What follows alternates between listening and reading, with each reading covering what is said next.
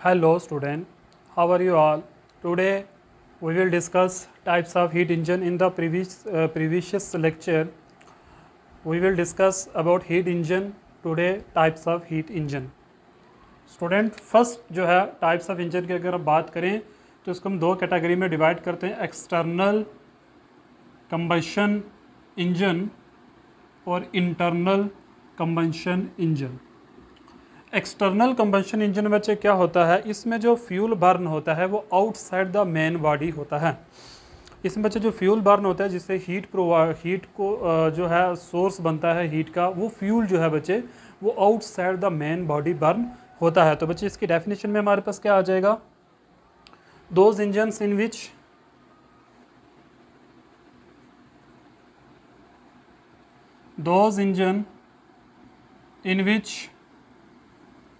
heat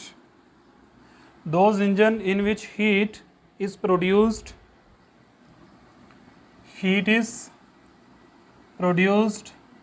by burning the fuel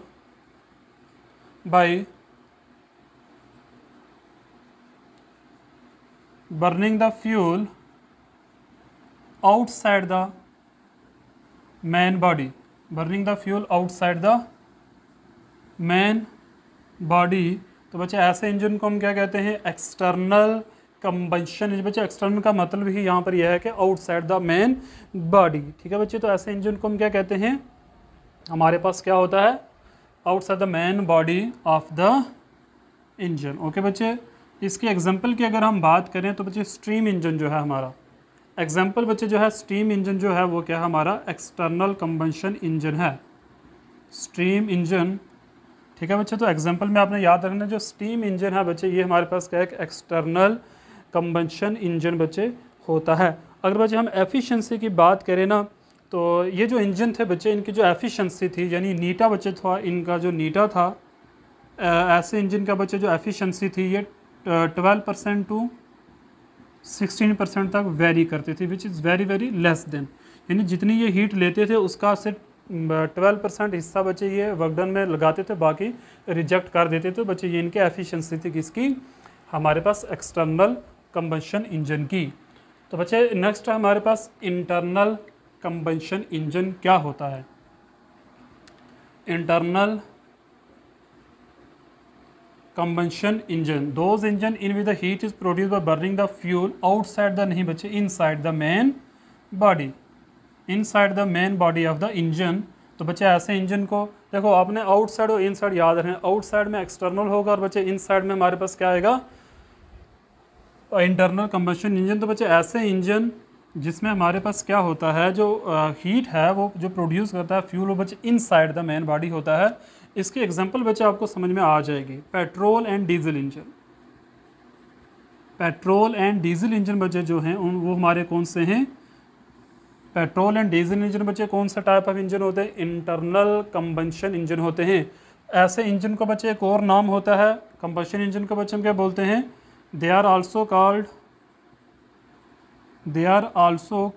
4 stroke engine. बच्चे इसको क्या बोलते हैं, 4 स्ट्रोक इंजन भी हम कहते हैं। बच्चे अपने याद रखना है 4 स्ट्रोक इंजन होते हैं। ठीक है ना, तो इनका बच्चे दूसरा नाम क्या है, इंटरनल कंबशन इंजन का 4 स्ट्रोक इंजन ये होते हैं। बच्चे अगर हम एफिशिएंसी की बात करें तो बच्चे इंटरनल कंबशन इंजन की जो एफिशिएंसी क्लेम करते हैं वो बच्चे कितनी होती है, नंबर 3rd पॉइंट आप अगर याद रखो, एफिशिएंसी बच्चे जो क्लेम की जाती है, ठीक है ना, एफिशिएंसी बच्चे अगर हम बात करें तो 52% बच्चे इसकी एफिशिएंसी कितनी है, 52%। ठीक है ना, इसके ये प्रैक्टिकल बच्चे वैल्यू एफिशिएंसी जो है 52% जो है ये है प्रैक्टिकल, ओके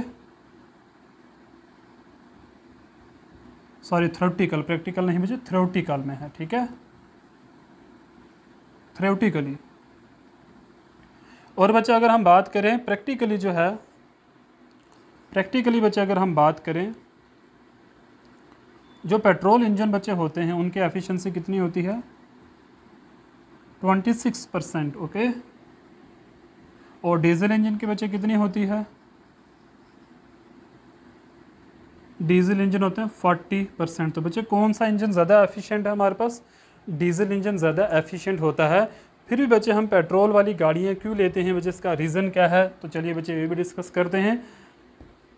अभी बच्चे अगर हम लाइट व्हीकल की बात करें, क्योंकि पेट्रोल इंजन जो होते हैं बच्चे ये लाइट इन वेट होते हैं और स्मॉल साइज़ होता है इनका, इसलिए बच्चे इनको लाइट मोटर व्हीकल्स के अंदर डाला जाता है। जैसे कार होगी बच्चे हमारे पास, ठीक है। एरोप्लेन के अंदर बच्चे यही डाला जाता है, क्योंकि एरोप्लेन के अंदर हमें लाइट वेट वाला इंजन चाहिए होता है, ठीक है। तो बच्चे हमें याद रखना पेट्रोल इंजन जो हैं, नंबर 4th पॉइंट है बच्चे, petrol engine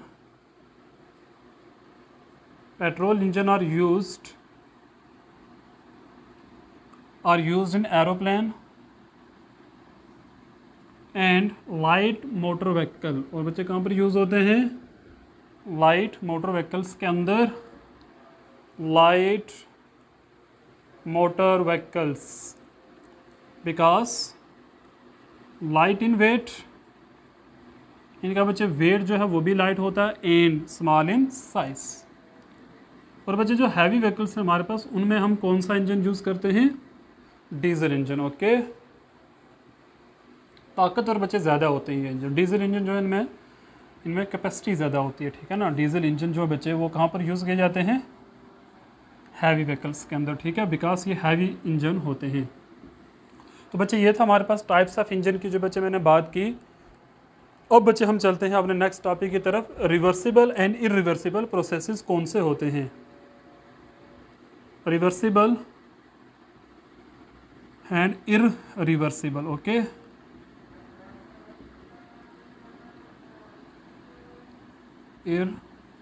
irreversible process, okay बच्चे। रिवर्सिबल एंड इरिवर्सिबल प्रोसेसेस कौन से होते हैं? तो चलिए बच्चे हम इनकी अब बात कर लेते हैं।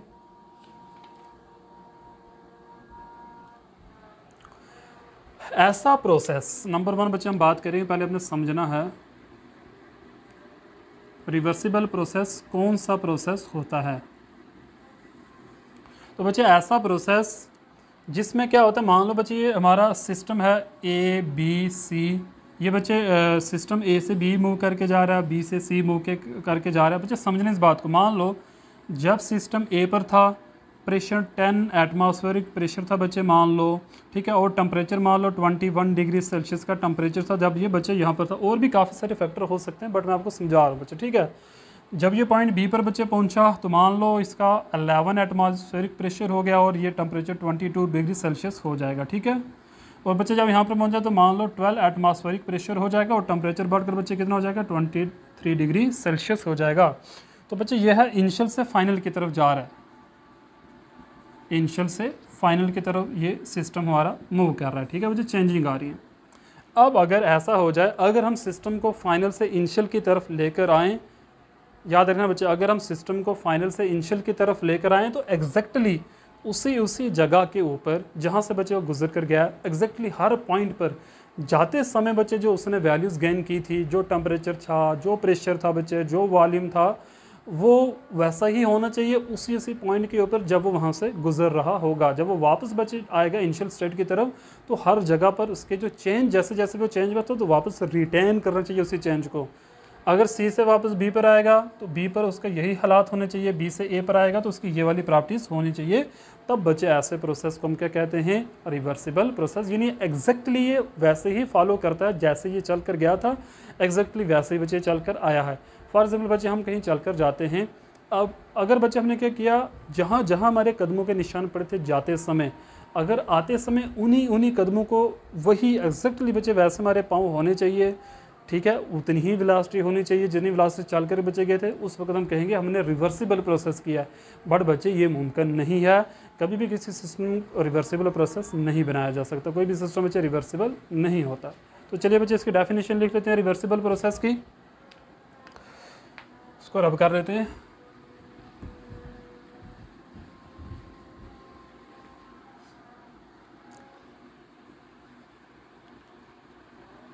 रिवर्सिबल प्रोसेस, तो बच्चे मैंने क्या समझाया आपको, रिवर्सिबल प्रोसेस के अंदर क्या होता है?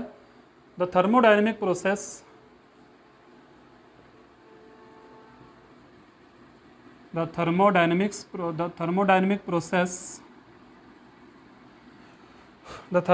Process taking a system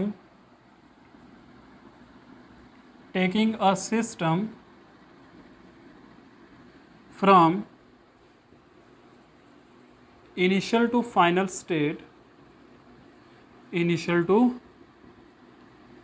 final state, एक सिस्टम में एक थर्मोडायनेमिक प्रोसेस है बच्चे जो सिस्टम को कहाँ से कहाँ लेकर जा रहा है बच्चे, इनिशियल से फाइनल स्टेट की तरफ, is said to be reversible, is said to be reversible.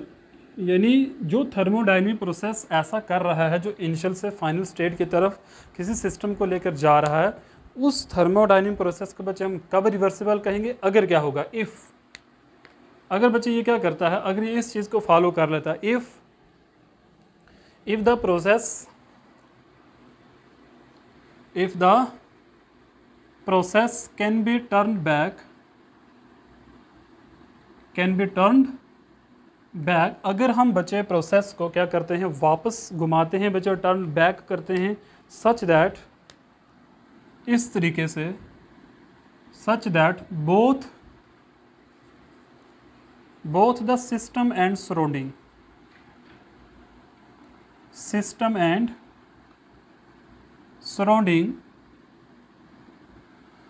both the system and surrounding return to their original state,